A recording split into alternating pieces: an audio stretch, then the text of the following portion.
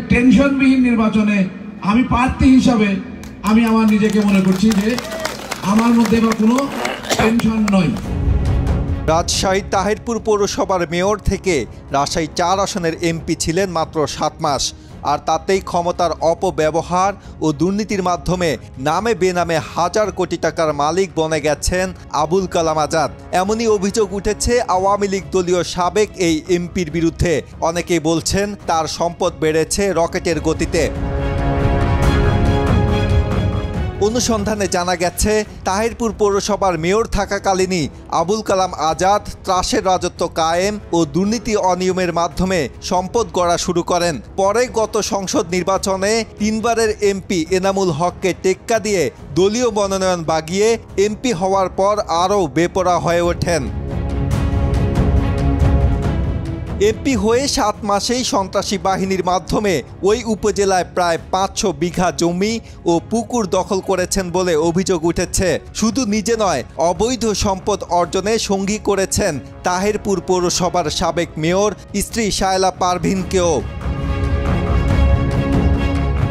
অনুসন্ধানে আবুল কালাম আজাদের বিরুদ্ধে দুর্নীতি ও অপরাধমূলক কর্মকাণ্ডের বিশাল ফিরিস্তি পাওয়া গেছে। জানা যায়, বাগমারার তাহিরপুর সুপার মার্কেটের জায়গা দখল করে সেটি বিক্রি করে প্রকৃত জমির মালিককে না দিয়ে ব্যক্তিগত অ্যাকাউন্টে নেন অন্তত ৫ কোটি টাকা। জায়গাটি ছিল হরিজন পল্লীর লোকদের আবাসস্থল। তাদের সেখান থেকে অবৈধভাবে উচ্ছেদ করলেও অন্যত্র পুনর্বাসন করা হয়নি। সরকারি খাদ্য গোডাউন ভেঙে সেখানে মার্কেট নির্মাণ প্রক্রিয়াধীন ছিল। তবে মার্কেটে দোকান বরাদ্দ দেওয়ার নাম করে বহু মানুষের থেকে অন্তত ১০ কোটি টাকা হাতিয়ে নেন তিনি। তাহিরপুর পৌর এলাকার হরিতলা মোড়ে সড়ক বিভাগের জায়গা দখলে নিয়ে মার্কেট নির্মাণ করে সেখানে মোটা অঙ্কের টাকার বিনিময়ে দোকান বরাদ্দ দেওয়া হয়েছে। অনুসন্ধানে আরও জানা গেছে, এমপি হয়ে বাগমারা এলাকায় অন্তত ৫,০০০ বিঘা ফসলি জমি দখলে নিয়ে শুরু করেন মাছ চাষ। এই প্রজেক্ট থেকে হাতিয়ে নেন অন্তত ৪০০ কোটি টাকা।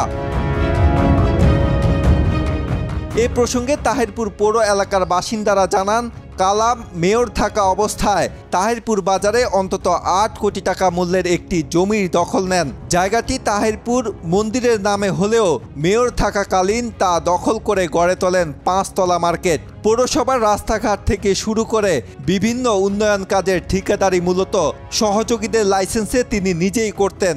এভাবে ৩ মেয়াদে মেয়র থাকাকালে শুধু পৌরসভা থেকেই ঠিকাদারি ও দুর্নীতির মাধ্যমে অন্তত ১০০ কোটি টাকা হাতিয়ে নেন। এভাবে সব মিলিয়ে অবৈধভাবে কালাম এখন অন্তত ১০০০ কোটি টাকার মালিক। এসব ছাড়াও বিস্তর অভিযোগ রয়েছে আবুল কালাম আজাদ ও তার স্ত্রী শায়লা পারভিনের বিরুদ্ধে। এদিকে গত ৫ আগস্ট ছাত্র জনতার অভ্যুত্থানে হাসিনা সরকারের পতনের পর থেকেই পলাতক আছেন আবুল কালাম আজাদ ও তার স্ত্রী তাহিরপুর পৌরসভার সাবেক মেয়র শায়লা পারভিন। তবে সামাজিক যোগাযোগ মাধ্যমে আপডেট আছেন দুজনেই। নিজেদের বিরুদ্ধে ওঠা অভিযোগ প্রসঙ্গে শায়লা পারভিনের সাথে মেসেজে যোগাযোগের চেষ্টা করা হলেও কোনো উত্তর পাওয়া যায়নি। আজহারুল ইসলাম, বাংলাদেশ প্রতিদিন।